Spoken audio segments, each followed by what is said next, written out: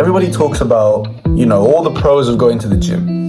Everyone's like, oh, you should go to the gym because of this and because of this. And it's like, as a man, you need to be physically capable. And as a man, you need to take care of your own physique, your own body, And if you go to the gym, then things in your life are going to improve. And yes, they will.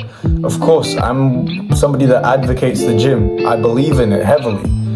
But you also need to be made aware of potential, actually, it's not even potential, it's guaranteed negative side effects. And one of those is body dysmorphia. I'm sure you've heard of it. I'm sure you know about body dysmorphia, or you've heard about it from somebody else. But if you haven't, let me clue you in. The way body dysmorphia works is it's horrible. You see, you start to try and work on yourself. When you go to the gym, you go through a phase where you feel good about yourself. Maybe for the first month or so, you feel good because you have gone from a point where you didn't do any working out at all to now, consistently working out and consistently lifting weights. So you're gonna feel good for that first month. But the longer you stay in the gym, the more this cancerous body dysmorphia is going to grow within you. And it's basically a growing dissatisfaction with your progress. Because the first month you feel like, okay, well, this is the most I've ever done. So yeah, I'm happy, I'm feeling good. But then you start to get used to the fact that you go to the gym. And because you start to get used to the fact that you go to the gym, well, it starts to feel like regular, it starts to feel like normal. It's like when you get a new iPhone. You get a new iPhone and for the first week you feel really great. You're like, oh, this looks great. This looks amazing. But then very quickly you get used to it. Next thing you know, you're throwing it around. You're just leaving it everywhere. You don't really give it a second glance, right? That's how it is going to be with your body when you get body dysmorphia. You're going to look in the mirror and you're going to think, I hate what I see. I'm not making any progress. I feel like I've got nowhere in life. I feel like all the time I'm spending in the gym is just for nothing. Like every time I look in the mirror, there's the same look over and over again and I can't seem to change. See, no matter how much progress you actually make, and you could be in the gym now for about 4 months and you have made considerable progress, but you look in that mirror and you still see the same person that started. The reality of it is, you have to understand that body dysmorphia, it's like a disease. It makes you think and see something that is not actually there. I've had many times where I've looked in the mirror and I've hated it and I've thought, you know what? Man, I feel like I'm making no progress. I feel like I'm getting nowhere. But then I speak to my friends and sometimes without me even having to speak to them, they're like, yo, you look bigger. You look like you've got that, the muscle mass is packing on, or you look more defined. And in my head, I'm thinking, really? Like, is that actually true? Because I don't think so. I don't see that. But more and more, they'll tell me that, yeah, look, man, you're looking great. Like, everything's going well. Like, the bulk's going well. The cut's going well. And this whole time I've been thinking, yo, maybe it's not working. Like, what am I doing wrong? But that's not actually the case. That is just in your head.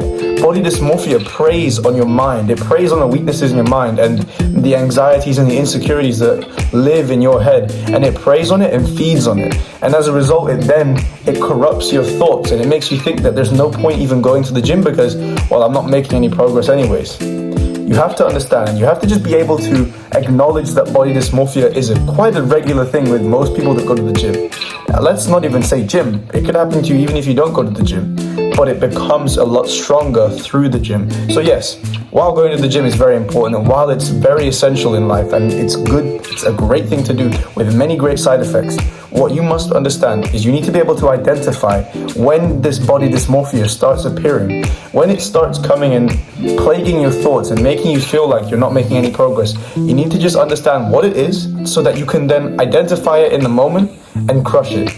Because more often now, I'll think to myself, yeah, you know what, I feel like I haven't made any progress. And then I'll remember, yeah, but that's relative because I see myself every single day. But people that don't see me every single day say that I have made progress. So it's in my head.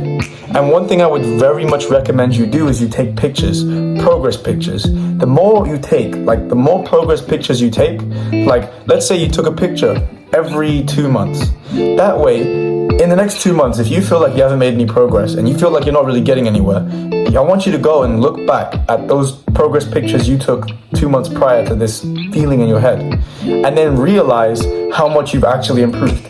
Because I've done so. I felt like, oh, I'm not making any progress. I look the same than I did before. I feel like I look even worse.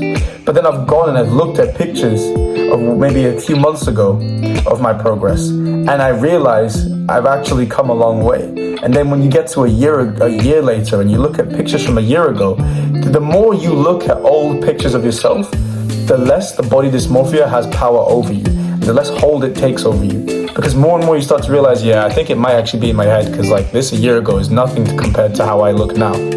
And you have to just be confident enough in yourself to shrug that aside, and you can see that it looked worse before. But you can also see now, if it looked worse before, you can definitely tell it looks better now.